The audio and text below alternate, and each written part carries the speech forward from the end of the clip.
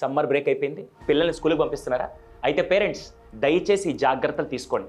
45 రోజుల సమ్మర్ బ్రేక్లో ఉదయం 9కో 10కో 11కో లేక 12కో నిద్ర లేచిన పిల్లలు చాలామంది ఉంటారు. పేరెంట్స్ చాలామంది అప్పుడే ఏం చేస్తారు తెలుసా, కానీ రెడీ ఇంకా జూన్ 12 స్కూల్ అంటే ఆ రోజు రాత్రి రేపు స్కూల్ ఉంది ప్రధానంగానే 45 రోజుల పాటు ఉదయం 9కో 10కి లేచిన వ్యక్తిని ఒకేసారి 6:30కి లేమంటే నేను లేవను, నేను వెళ్ళను అని చెప్పి ఆగిపోతాడు. అలా కాకుండా మీరు ఫస్ట్ చేయాల్సింది ఒక 1 వీక్ బిఫోర్ నుంచే ఒక రొటీన్ అలవాటు చేయండి. హే, ఇంకా మనకి సమ్మర్ వెకేషన్ అయిపోవచ్చింది, ఎలాగో నెక్స్ట్ వీక్ మనకు స్కూల్ ఉంది కాబట్టి ఈ రోజు నుంచి నువ్వు 8కి లే, రేపు 7:45, దాని తర్వాత 7:30, అలా స్లోగా తీసుకొని వస్తే అతనికి ఒక మైండ్ సెట్ అలవాటు అవుతుంది. ఫస్ట్ పాయింట్ గుర్తుపెట్టుకోండి.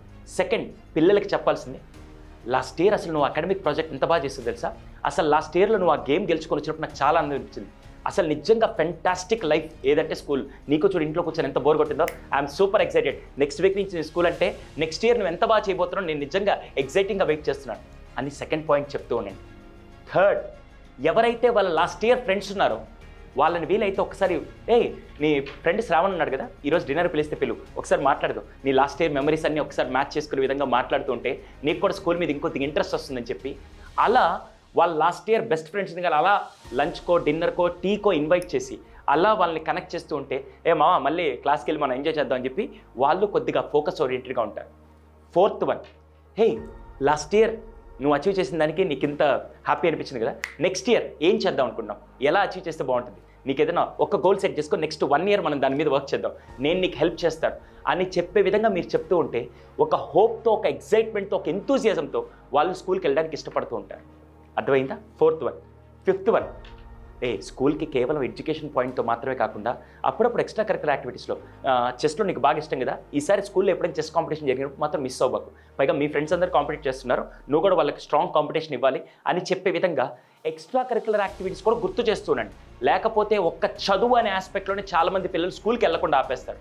అర్థమైందా? దయచేసి పిల్లలకి స్కూల్లో ప్లే టైం ఉంటుంది, అలాగే లైబ్రరీ ఉంటుంది, అలాగే కంప్యూటర్ క్లాస్ ఉంటుంది, దయచేసి అన్నింటినీ యూజ్ చేసుకో, అవన్నీ మళ్ళీ నువ్వు బయటికి వెళ్ళినా రావు, ఇక్కడే వస్తాయని చెప్పి అలా వాళ్ళలో ఒక ఎగ్జైట్మెంట్, ఒక ఎంతూజియాజం మైండ్ సెట్ తీసుకొచ్చే విధంగా మీరు చేస్తే పిల్లలు కొద్దిగా ఇంట్రెస్ట్ చూపిస్తారు.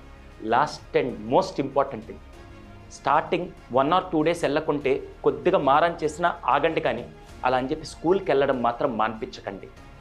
మీరు ఒకవేళ హోమ్ స్కూలింగ్ పెడితే ఫెంటాస్టిక్, కానీ పిల్లలు కొన్ని రోజుల తర్వాత ఈ సమ్మర్ వెకేషన్ ఎక్కువ అలవాటు అయిపోయి స్కూల్కి వెళ్ళను నేను ఏడుస్తూ రచ్చ చేస్తున్నా కూడా దయచేసి మాత్రం కొద్దిగా ఎలా మౌల్డ్ చేయాలో చేసైనా స్కూల్కి మాత్రం పంపించండి.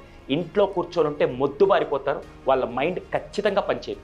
దయచేసి ఈ ఫ్యూ టిప్స్తో ఫస్ట్ వాళ్ళ ఎగ్జైట్మెంట్, ఎంతూసియాజం డెవలప్ చేసి స్కూల్కి పంపించండి, వాళ్ళు చాలా ఎంజాయ్ చేస్తారు schooling. Happy schooling to next academic year.